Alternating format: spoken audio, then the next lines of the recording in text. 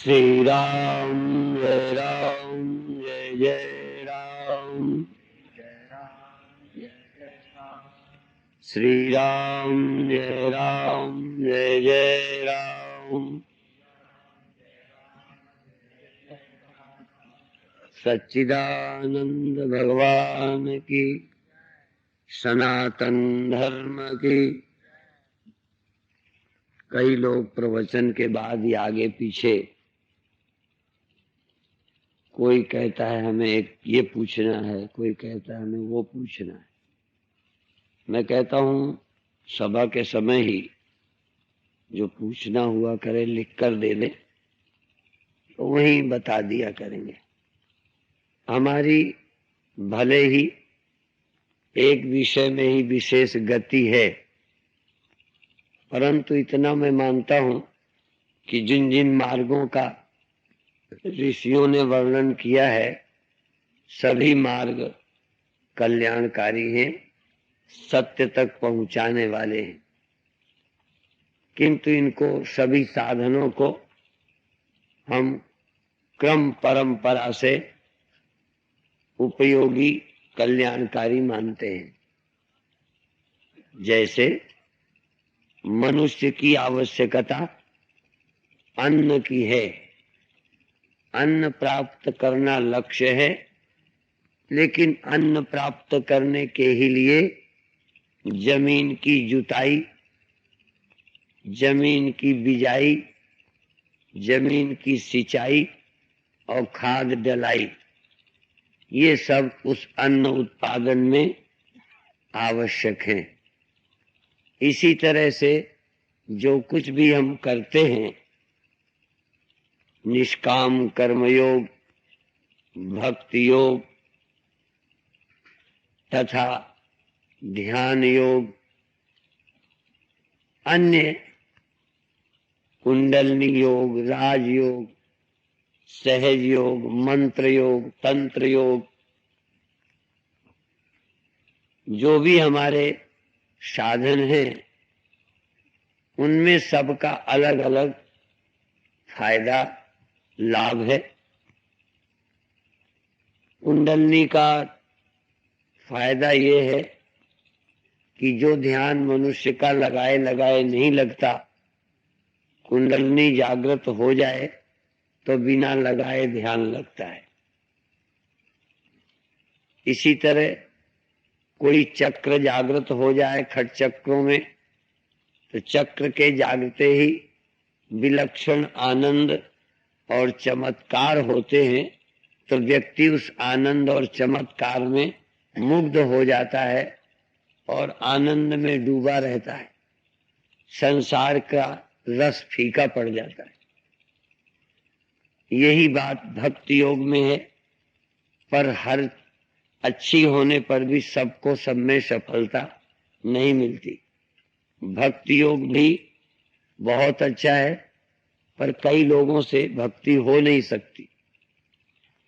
भक्ति होती ढील की पोल, तो साव महाजन लेते मोल। भक्ति यदि पैसे से मिलती होती तो तमाम अमीर आदमी खरीद लेते। कोई भाग्यशाली भक्ति को प्राप्त होता है। सेवरी भक्त थी,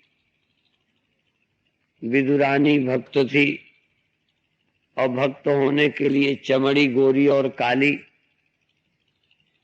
पंडित और हरिजन, गरीब और निर्धन, कभी अमीर भी भक्त होते हैं, गरीब भी भक्त होते हैं, अच्छी चमड़ी के भी भक्त हो सकते हैं। कोई चमड़ी रोकती नहीं है, परंतु असुंदर चमड़ी के लोग भी भगवान के भक्त हो सकते हैं। और भक्त हो जाना बहुत बड़ी सुंदरता है जीवन की। सब कुरूपताएं छिप जाती हैं यदि जीवन में भक्ति आ जाए। अब पूजा कर लेना, पाठ कर लेना, ये भक्ति के अंदर नहीं आता। ये तो सामान्य रस्म रिवाज है। ये तो जिनके हृदय में भक्ति नहीं है वो भी करते हैं पूजा पाठ। ये तो एक परंपरा की तरह कि हम हिंदू हैं, हमें मंदिर जाना चाहिए, हम मुसलमान हैं, हमें मस्जिद जाना चाहिए, ईसाई हैं, गिरजाघर जाना चाहिए। पर मस्जिद जाने वाले सब भगवान के भक्त हों ऐसा जरूरी नहीं है। गिरजाघर में जाने वाले, मंदिर में जाने वाले कोई भगवान के रस में डूबे नहीं रहते। भक्त तो भगवान के स्मरण में, भगवान के नाम में आनंदित हो जाता है, उसे मांगने की जरूरत ही नहीं रहती। वो तो मांगते वही है जो भीतर से दरिद्र है। भगवान का भक्त आनंद की कमी अनुभव नहीं करता और कोई कमी की पूर्ति वो स्वतः ही कर लेता है। 2 रोटी अपने हाथों से कमा के खा लेता है, पहनने को कपड़े मिल जाते हैं। भगवान की भक्ति में डूबे को कोई सिंहासन चाहिए नहीं तो क्या मांगे। अब रह गया बुढ़ापा और मौत, तो उसे प्रकृति का विधान जानता है, इसलिए उसको दूर करने के लिए प्रार्थना करे।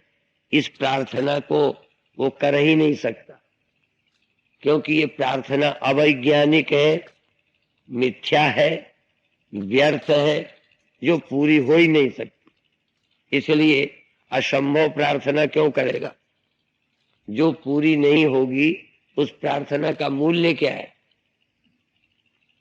यदि ये प्रार्थना से काम होता तो परीक्षित अपने बचने की प्रार्थना करता, कल्याण की साधना करने की जरूरत ही नहीं थी। वो तो चूंकि मृत्यु से बचा नहीं जा सकता, इसलिए मजबूर होकर हमें अमृत की खोज करनी पड़ रही। अमृतम अश्नुते, आनंदम अश्नुते, अमृतम अश्नुते। आनंद का अनुभव ही अमृत अनुभव भी बहुत जगह का है, और भक्ति से आनंद निश्चित मिलता है। जो आनंद योगी को कुंडलनी जागने में मिलता है, चक्र जागने में मिलता है, वह आनंद भक्त को भगवान की भक्ति में मिलता है। अब आम लोगों को लगेगा कि हम भक्ति तो करते हैं, हमें तो आनंद नहीं मिलता। भक्ति होगी तो आनंद मिलेगा ही नहीं, सब बनावटी बातें। आपको हम पर श्रद्धा हो, समझाने के लिए कह रहे, और आपको दर्शन में आनंद ना है, आपको हमारे ऊपर श्रद्धा हो। कई लोगों को तो पैर छूने को मिल जाए तो उनको रोमांच होता है, कई लोगों को दर्शन करने को मिले तो हृदय गदगद हो जाता है। अपने गुरुओं के पास, कोई हमारे पास नहीं, अपने गुरुओं के पास।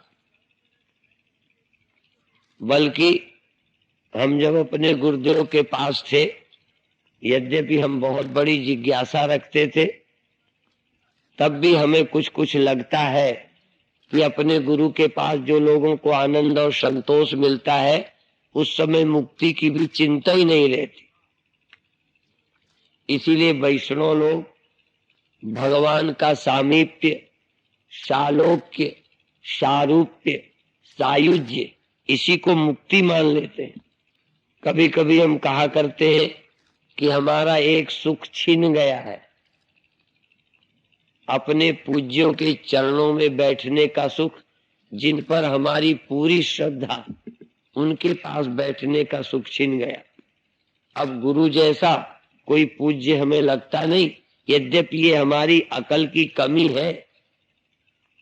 और भी पूज्य होंगे, परंतु गड़बड़ ये है कि किसी का लड़का कैसा हो, अपना लड़का ज्यादा अच्छा लगता है। एक देवी अपने लड़के को खिला रही थी और वो काला काला सा लड़का था, तो कहती थी ये मेरा कृष्ण कन्हैया है, ये मेरा कृष्ण कन्हैया है, बड़े प्रेम से खिला रही थी। तो दूसरी कहती क्या है, काला काला है, कृष्ण कन्हैया, कृष्ण कन्हैया। कहने काला कलूटा कुछ तेरे लिए होगा, मेरी आंखों से देख ये कृष्ण कन्हैया है। तो यही मामला है। एक महात्मा थे, बेचारे साधु बन गए, फिर रहा नहीं गया तो शादी कर ली। शादी जब हो गई तो साधु समाज ने बहिष्कार किया।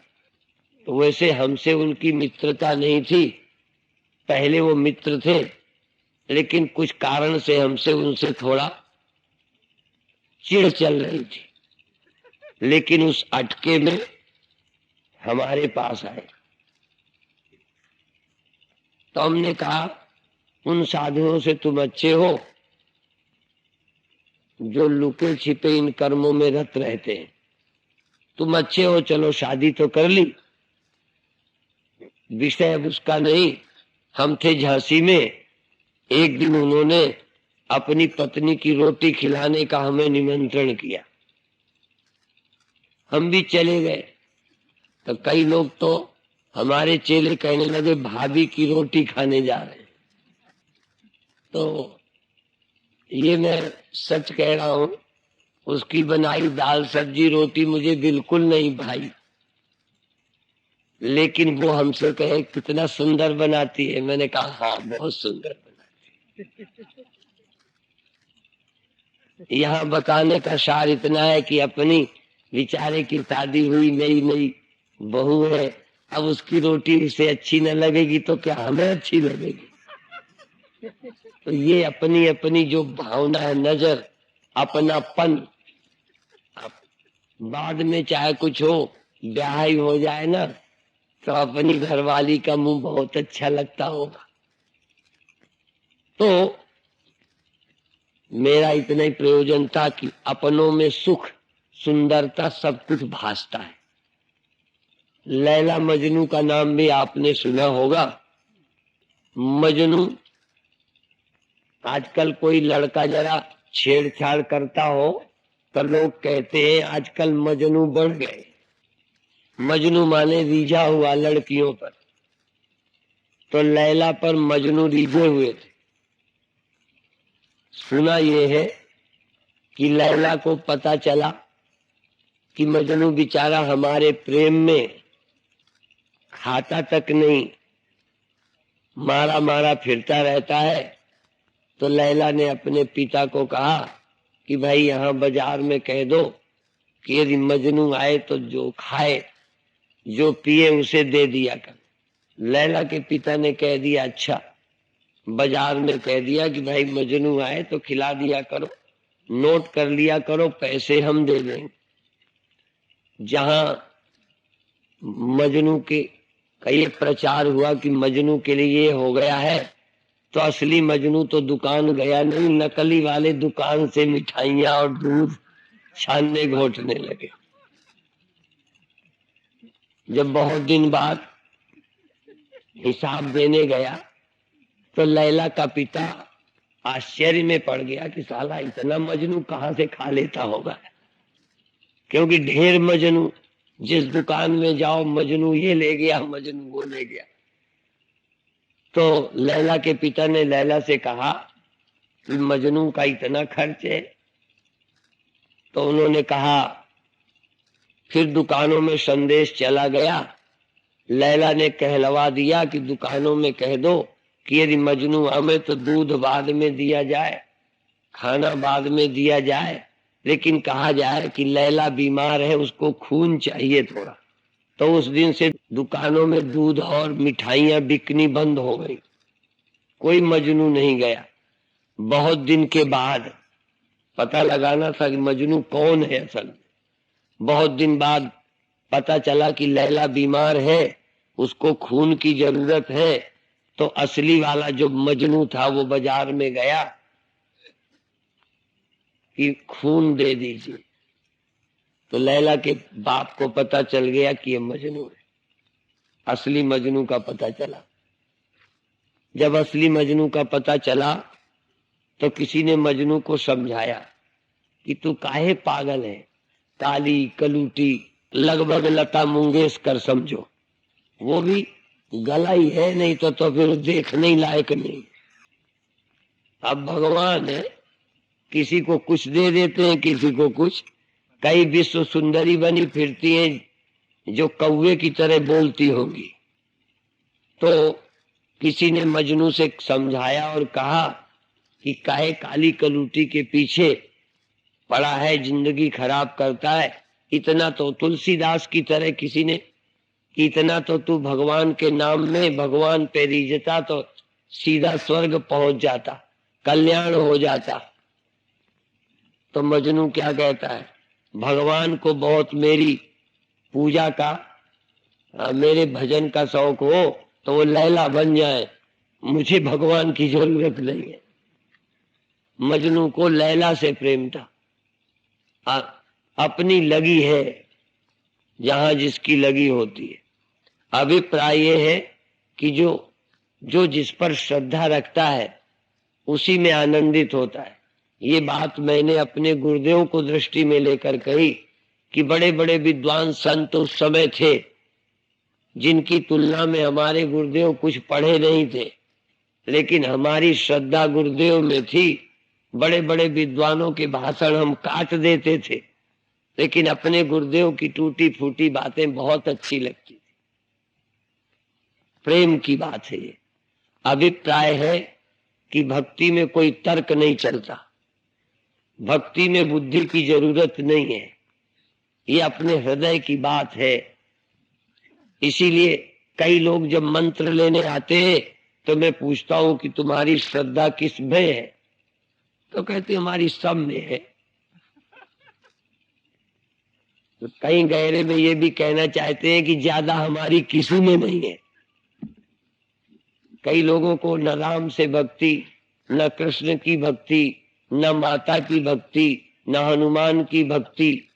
असल में तो पूजा वूजा कर लेते हैं, कई बार कहते भी हैं कर लिया, हाँ पूजा वूजा हम रोज कर लेते हैं।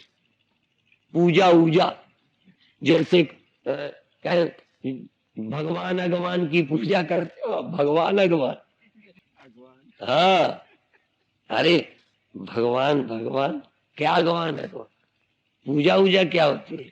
भगवान की अर्चना, भगवान की आरती, भगवान के पास बैठना, उनकी तो समीपता ही भक्ति है, पूजा है। जहां प्रेम होता है तहां आरती और पूजा नहीं, उनके पास बैठना ही बहुत बड़ी पूजा है, बैठना ही आनंद है। लेकिन दुर्भाग्य से आदमी के हृदय में प्रेम रह ही नहीं गया। कहाँ है प्रेम?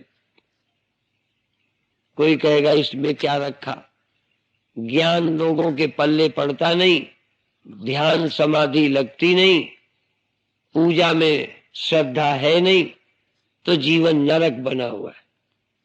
तो आप कुछ न कुछ जिस पर आपकी श्रद्धा हो उस मार्ग का अनुसरण करें। तो भगवान की भक्ति ये भी एक कल्याण का सुंदर मार्ग है, योग सुंदर मार्ग है।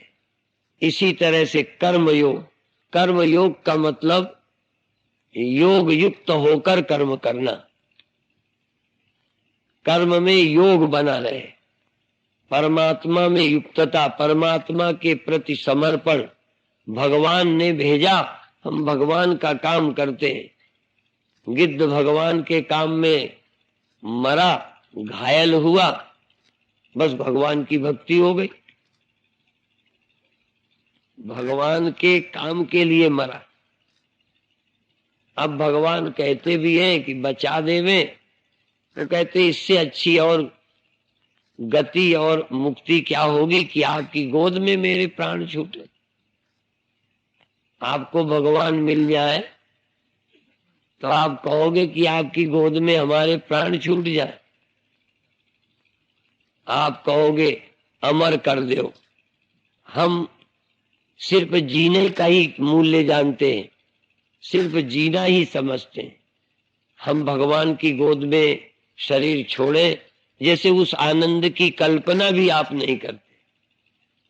हम जीते रहे ये जानते हैं, हम राष्ट्र के काम में मर जाए ये भी एक आनंद है, ये कल्पना भी नहीं है। इस बात को जानते हैं कौन? भगत सिंह, जो फांसी के हुक्म के बाद जेल में बंद है, फांसी का ऑर्डर हो चुका है और उनका वजन बढ़ा था। ये है राष्ट्रभक्त। ये राष्ट्रभक्त हरामी नहीं है जो देश को खाए जा रहे हैं। नरसिंह राव की चमड़ी चमकने लगी थी बुढ़ापे में।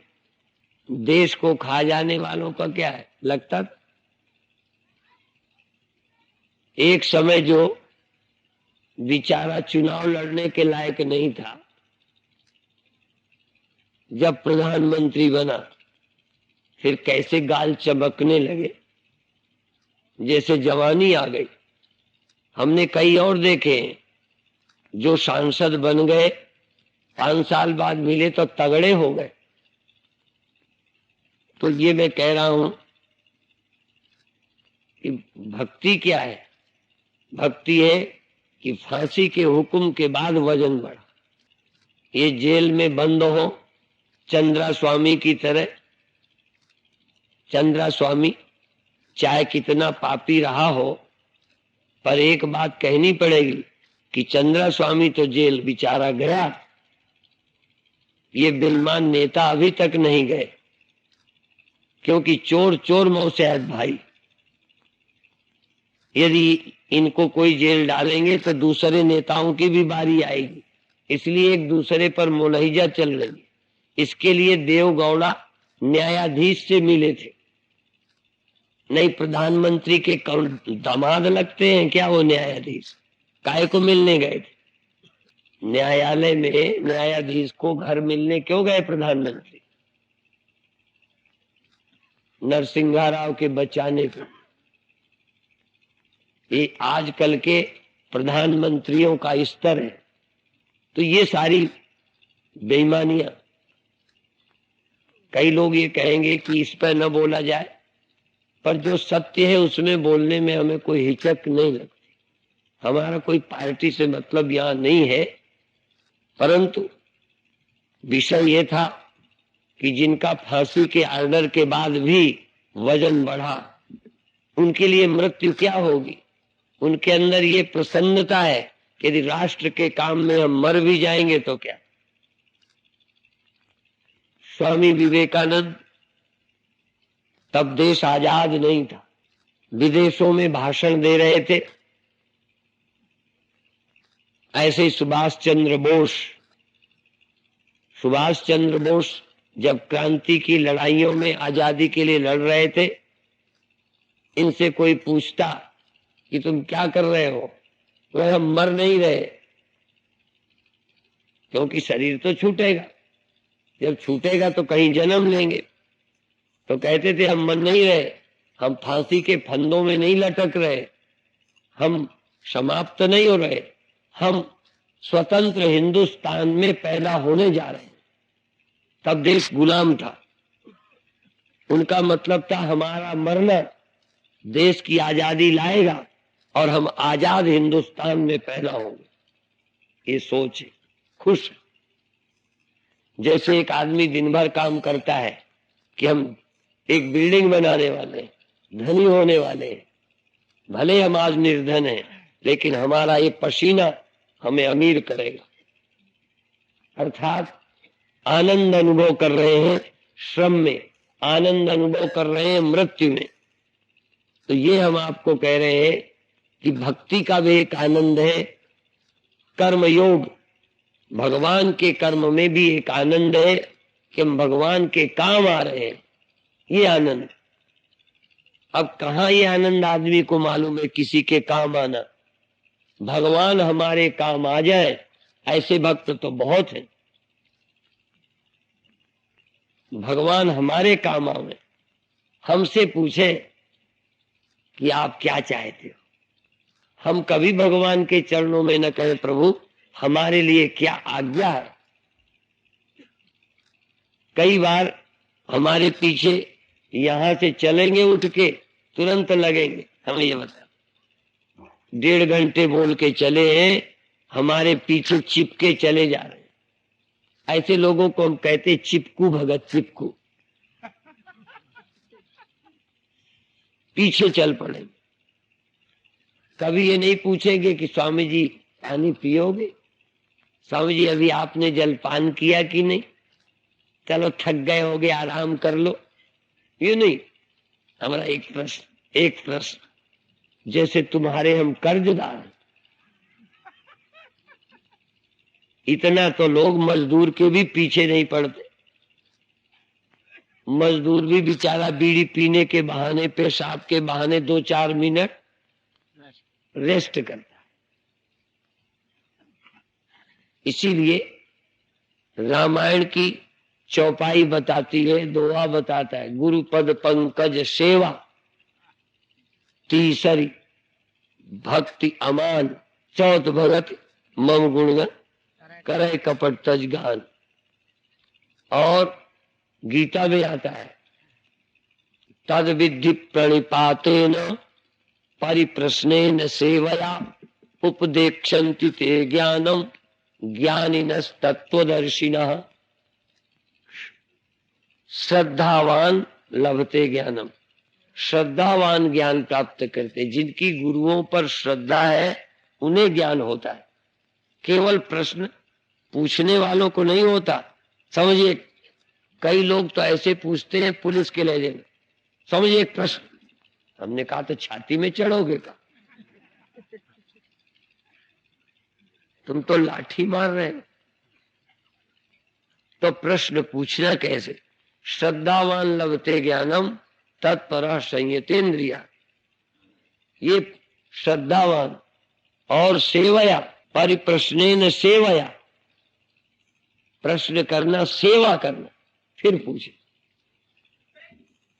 राम लक्ष्मण संवाद में भी ये प्रकरण है। एक बार प्रभु सुख आसीना, लक्ष्मण बचन कयो छलीना।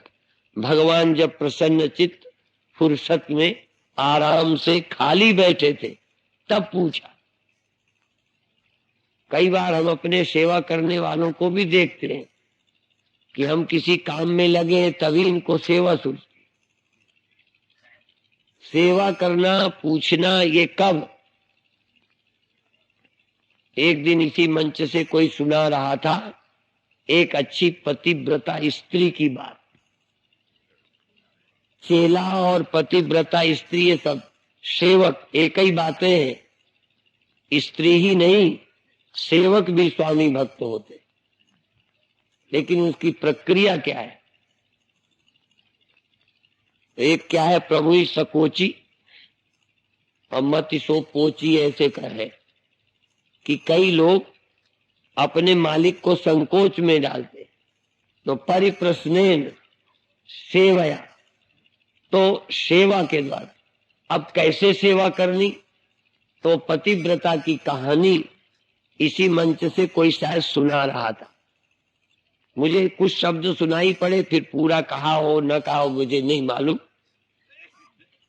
कि एक पत्नी घर में रहती, पति अपना बाहर काम धाम करता, कभी थका मांदा घर आया, उसने आते पानी मांगा। पानी शुद्ध साफ नहीं था, कुएं में लेने चली गई। उन दिनों कुएं होते थे। पानी जब तक लेके आई तब तक पति को नींद आ गई।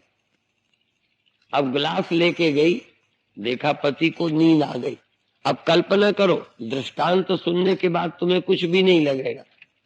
अब आप कल्पना करो कि आप उस जगह होते।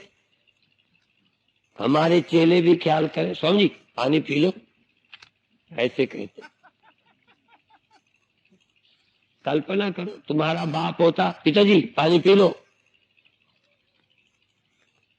और बड़े दृष्टांत रोज सुनते हैं महात्मा, तुम भी सुनते हो, पर ये समझते हो मजा लेने के लिए दृष्टांत है, आचरण के लिए थोड़ा है ये सब।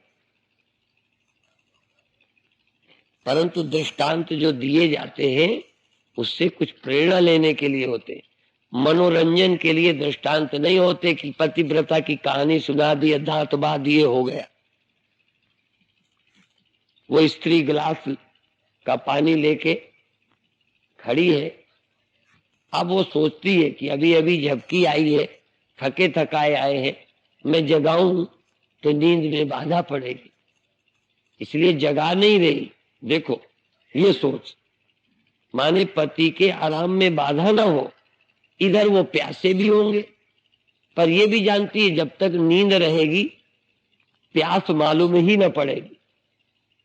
अब सोचती है जगूं, यदि ये जगेंगे और मैं सो गई तो नींद खुलेगी और फिर प्यासे रहेंगे, फिर संकोच में सो जाएंगे, अच्छा नहीं है। तो पानी का गिलास लिए ताके खड़ी रही कि कब इनकी नींद खुले और मैं पानी दूं। इस प्रतीक्षा में सारी रात बीत गई, ना आंख खुली, ना पत्नी सोई, ना पानी रख करके लेटने गई। 5 बजे होंगे, नींद खुली पति की, तो देखा पानी का गिलास लिए खड़ी। तो कहा सारी रात खड़ी रही? कह हाँ नाथ, मैं जगाती थी तो आपकी नींद खराब हो जाती, तो सो जाती। पति भी प्यार करता है, सो जाती, भगवान मैं सो जाती, तुम जगते प्यासे थे, पहले ही देर हो चुकी थी पानी लाने में, तभी सो गए, फिर आप प्यासे रहते। अब पति रीझ गया, पति की आंखों में आंसू आ गए। कोई म्याहर नहीं था। कई लोग पत्नियों को प्रेम करें तो लोग म्याहर संज्ञा दे देते, वो म्याहर नहीं है,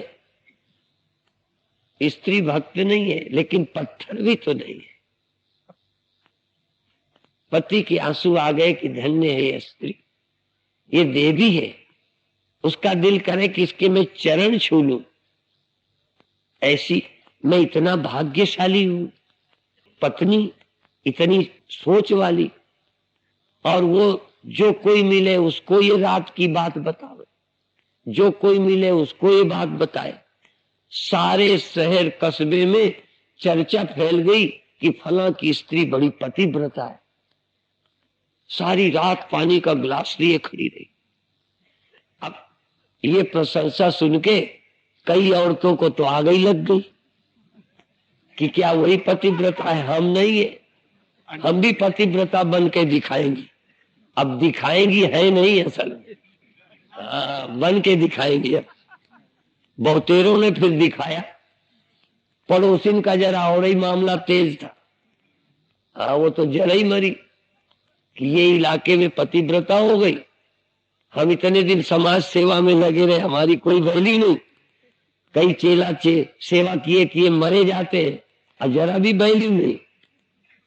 हाँ, सबकी अपने अपने नपने हैं, पर एक रात एक गिलास के लिए रहने से उसकी मन, आज तक केवट की कथा कही जाती है।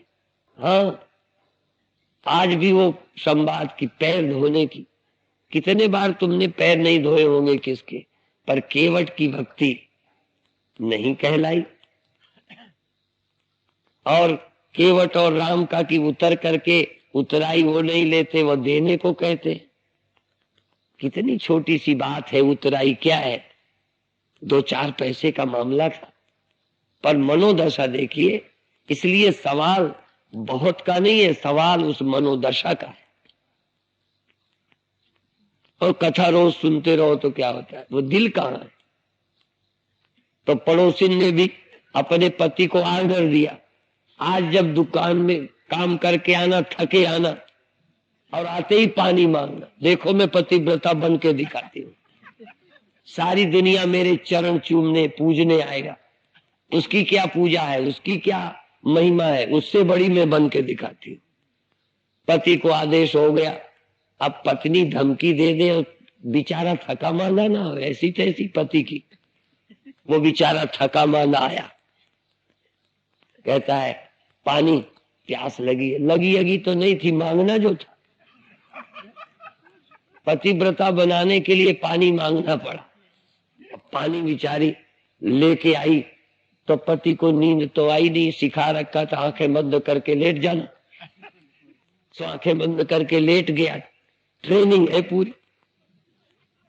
अब बेचारा आंखें बंद किए लेटा, आंखें नहीं खोलता, नहीं तो ऊपर से झड़प देती पतिव्रता। अब थोड़ी देर वो आंख बंद किए रहा, सचमुच नींद आ गई, कब तक जागेगा। नींद आ गई तो ये सोचती है कि रात भर पानी का गिलास लिए खड़े रहने से क्या है, सुबह सुबह खड़ी हो जाऊंगी, पतिव्रता हो जाऊंगी, उसमें क्या है। अब देखो तरीका पतिव्रता बनने का। सो गई, अब सो गई तो नींद नहीं खुली। अब पति जागा, देखा कि वो भी सोई है, फिर सो गया कि जब जगेगी तब देखूंगा। फिर आंखें खोल के देखा वो जगी नहीं पतिव्रता, तो एक लात ऐसे मारा, लात मारा तो नींद खुल गई और यूं चौकी और गिलास लेके खड़ी हो गई। अब खड़ी हो गई तो क्या बोले, सारे रात भर पानी का गिलास लिए खड़ी रही। कैसे बोले, किस मुंह से बोले जब खड़ी नहीं रही। तब कहती सिखाया था कहना, सारी रात पानी का गिलास लिए खड़ी रही। तब बेचारा बोले तो कैसे बोले जब खड़ी नहीं रही। और कैसे उसके आंसू आवे, कैसे पड़ोसियों को महिमा गावे, कहीं उसकी महिमा नहीं हुई। ऐसे ही भक्ति का मामला है। रोज तुम आरती उतार आओ, मंदिर हो आओ, हम भी भगत है, हम भी विदुरानी है, हम भी सबरी है। सबरी ऐसे कवायद करने से नहीं बनती, ऐसे विदुरानी नहीं बनती। गूदा फेंक के छिलका खिला दो स्वामी परमानंद को तो बन गई विदुरानी। विदुरानी का दिल है। तो अभिप्राय यह है कि जीवन में भक्ति का उदय हो जाए, इससे ऊंची कोई चीज नहीं है। एक बार एक पंडित जी, हम ज्ञान पे बोलते थे, वो भक्ति पे बोलते थे और कहते थे भगवान के भगत मुक्ति नहीं चाहते, मुक्ति निरादर भगत लुभाने, असगुण उपासक मोक्ष न ले। तो हमने कहा कौन भगवान जबरदस्ती दिए दे रहे हैं, न ले। हमने व्यंग में कहा, हमने कहा कथा में कहते मुक्ति नहीं लेते सगुण उपासक, और महाराज मरे जाते जाने काहे कहेगा। ये गपोड़ेपन की बात। सचमुच भगवान के भक्त मुक्ति की परवाह नहीं करते। वो कहेंगे प्रभु आपके प्रेम में जो आनंद है हमें मुक्ति भी नहीं चाहिए, जबरदस्ती आती हो तो आवे। भगवान की भक्ति में लीन जिनका चित्त है उस आनंद में मुक्ति की तरफ नहीं देखते, स्वर्ग और सिंहासन की तरफ क्या देखेंगे। लेकिन इस अभागे मनुष्य के अंदर भक्ति भी है कहां। तो न तो भक्ति है, न योग बनता है, न स्वकर्मणा तमभ्यर्च सिद्धिं विन्दन्ति मानवा। न अपने कर्म से राष्ट्र देवता प्रभु के चरणों में अपने कर्म का समर्पण है, गिद्ध की तरह है कुछ भी नहीं। तो चलो जब कुछ नहीं है तो घुन की तरह कोई साधन करेंगे, गुणाक्षर न्याय, शायद कुछ बन जाए। हाँ, हम लोग तो वही कहते, और हम तो भैया स्वयं भी कहते हैं, गुरु पर थोड़ी श्रद्धा तो थी, कल्याण की इच्छा तो थी थोड़ी थोड़ी, बाकी दंडी फंदी नहीं थे, बस इतना ही जानते। हम गुरुदेव के पास रहकर इतना ही जानते हैं कि ना तो हमको मान चाहिए था और ना हमको पैसा चाहिए था गुरुदेव के पास, ना और कोई बहुत सेवा भावना तो नहीं रही, तो थोड़ी बहुत सेवा करते थे, परंतु उनके चरणों के पास रहकर उनके तप के बल से, उनकी तपस्या के बल से, उनके ही चरणों के प्रताप से कुछ इधर प्रेरणा मिलती गई और आज मन से संतुष्ट है। हाँ, तो इतना ही कह सकते। तो आपसे भी हमारा इतना ही निवेदन है कि आपको ज्ञानी गुरुओं पर, ज्ञानी संतों पर श्रद्धा हो जाए, धीरे धीरे लगे रहो, कोई न कोई साधन आपके हाथ लग जाएगा, उसी से जिंदगी सुधर जाएगी, धन धन्यता आ जाएगी।